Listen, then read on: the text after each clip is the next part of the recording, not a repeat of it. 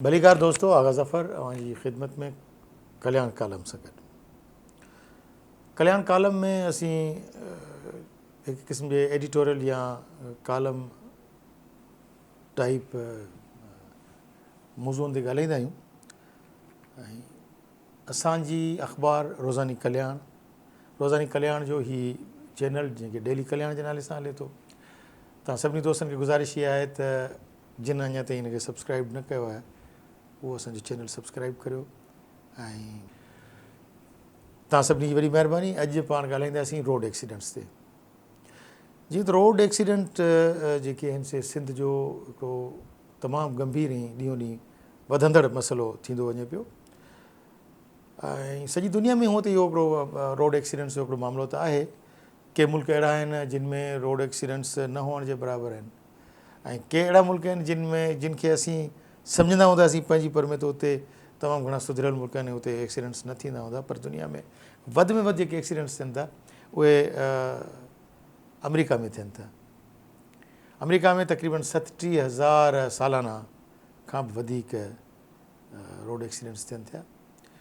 ऐं पाकिस्तान में जेकॾहिं रोड एक्सीडेंट्स जो रेशो जे लिहाज़ खां पाकिस्तान दुनिया जे में 95 नंबर ते आहे। ऐं पाकिस्तान में बि रोड जा एक्सीडेंट्स जा तमामु घणा वाक़िया थियनि था। जंहिं हिकिड़ी डेटा जे मुताबिक़ या जेके रजिस्टर्ड आहिनि केस, उन में पंजाब में वधि केस रजिस्टर्ड थींदा आहिनि, छाकाणि त उनजो निज़ाम असांखां वधीक साफ़ु सुथिरो ऐं उतां जा माण्हू समझदार आहिनि, सुधरियल आहिनि। असां वटि सिंध में हिकिड़ो मसइलो इहो आहे त माण्हू रिपोर्ट्स कोन कंदा आहिनि। जॾहिं त अख़बारी जेके सिलसिला आहिनि उन्हनि में असां वटि जेके रोज़ ख़बरूं ईंदियूं आहिनि त बेशुमार एक्सीडेंट्स थियनि था। जॾहिं त जेका पुलिस जा अंग अखर आहिनि उहे इहे आहिनि त हिन साल सिर्फ़ु 1461 एक्सीडेंट्स ॾेखारिया विया आहिनि सिंध अंदरि। ऐं आउं सम्झां थो 1400 त एक्सीडेंट्स त शायदि सॼी सिंध में हिकिड़े ॾींहं में थींदा हुजनि। बहरहाल रोड एक्सीडेंट्स हिकिड़ो तमामु गंभीर मसइलो आहे, हिकिड़ो फौरी तवजो तलब मसइलो आहे। ख़ासि तौर ते जेके हींअर जेके अंग अखर ही मुंहिंजे साम्हूं पिया आहिनि, इन्हनि में असीं जेकॾहिं ॾिसूं था त ही जेके आहिनि 2019, 20 ऐं 21 जा अंग अखर मूं वटि पिया आहिनि। तव्हां बि स्क्रीन ते शायदि ॾिसंदा हूंदव। उन मुताबिक़ 2019 में जे मुक़ाबले में 2020 में रोड एक्सीडेंट्स घटि थिया आहिनि। शायदि इन जो सबबु जेका कोविड-19 बि थी सघे थी, शायदि उन में सफ़र घटि थिया आहिनि। बाक़ी उन खां पोइ ख़ासि तौर ते हिन साल ही जेको आहे हिन में अंग वधियो आहे एक्सीडेंट्स जो। ऐं हीअ असांखे ॿुधाए थो 124 एक्सीडेंट्स थिया आहिनि जेकॾहिं रेशो कढूं था हिकिड़े महीने जे अंदरि। 124 हिकु महीने जे अंदरि एक्सीडेंट्स। ऐं उन में जेके ख़तरनाक माना फेटल जेके मौतमार एक्सीडेंट आहिनि उन्हनि जो जेको रेशो आहे उहो असांखे तक़रीबन 41.9% उहो जेको आहे सो आहे मौतमार क़िस्म जा जेके। ऐं चवणो इहो आहे त उन्हनि में जेके इन जा जेके वॾे में वॾा सबब आहिनि उहे आहे असांजो जेको रोड सेफ्टी जा जेके उसूल आहिनि उन्हनि ते अमल न करणु। मिसाल तौरु असां माण्हू अक्सर करे रॉन्ग वे हलंदा आहियूं। ट्रैफ़िक जो जेको आहे सो फ्लो, जेकॾहिं अॻियां को मसइलो आहे, रोड बंदि आहे त असीं वरी निकिरी अचण वारे रस्ते ते हली पवंदा आहियूं। या असां सिग्नल्स जेके आहिनि से टोड़ींदा आहियूं। शहरनि में ख़ासि तौर ते असां माण्हुनि में सब्र छॾायो वियो आहे, उजलत तमामु घणी आहे। या नशे जी हालति में ड्राइविंग दुनिया जो वॾे में वॾो जेके सबब आहिनि उन में हिकिड़ो वॾो सबबु इहो बि आहे त नशे जी हालति में माण्हू खे ड्राइविंग बहरहाल न करणु खपे।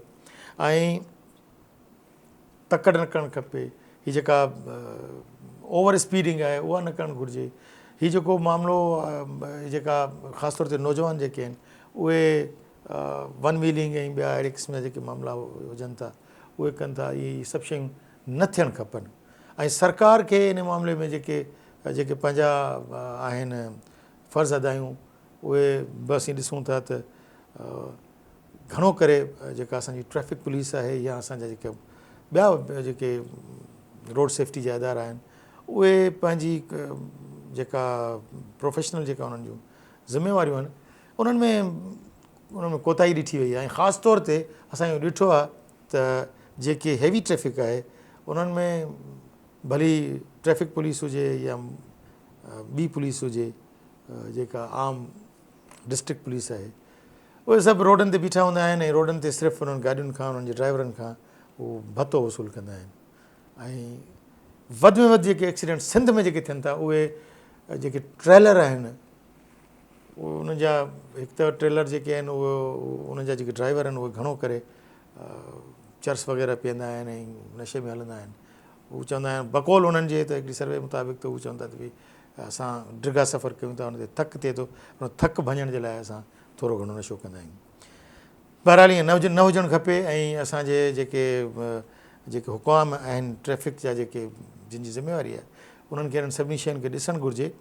ऐं हीअ जेके ट्रेलर्स आहिनि स्पेशली जेको असांजो आहे हैदराबाद सेवन रोड हिकु त उहो रोड ठहे थो उनखे ठहंदे ठहंदे अॼु को मुंहिंजे ख़्याल में 11 साल आहे त उहो रोड अञा ताईं कंप्लीट कोन थियो आहे। 11-12 साल थी विया आहिनि उन्हनि खे त उहो रोड डबल रोड ठहणु शुरू थियो आहे त अञा ताईं कंप्लीट कोन थियो आहे। त 12 सालनि में जेकॾहिं रोड बि असां हिकिड़ो 200 किलोमीटर जो या 150 किलोमीटर जो हिकिड़ो रोड आहे असीं उहो बि असां जेकॾहिं हुकूमतूं कंप्लीट कोन थियूं कनि त पोइ बाक़ी छा थियो। ऐं हिन रोड ते तमामु घणा एक्सीडेंट थियनि था ऐं हिन में घणा एक्सीडेंट्स जेके आहिनि हूअं ई सॼे सिंध में जेके ॿ त अहम रोड आहिनि हिकिड़ो नेशनल हाईवे ऐं ॿियो इंडस हाईवे इन्हनि ॿिन्ही रोडनि ते बेशुमार एक्सीडेंट थियनि था ऐं उन्हनि जा जेके आहिनि से अंग अखर इन जे करे बि असां वटि उहो कोन्हनि जो उहे रिपोर्ट नथा थियनि ऐं FIRs इन जे करे कोन कटिबियूं आहिनि त उन सां पुलिस जी कारकर्दगी ते मतिलबु रोज़नामचम में इहे शयूं इन करे बि शामिलु कोन थियूं थियनि त उन सां पुलिस जी कारकर्दगी ते असरु थो पए त भई हिन थाणे जी हद में एतिरा बेक़ाइदगियूं थियूं आहिनि।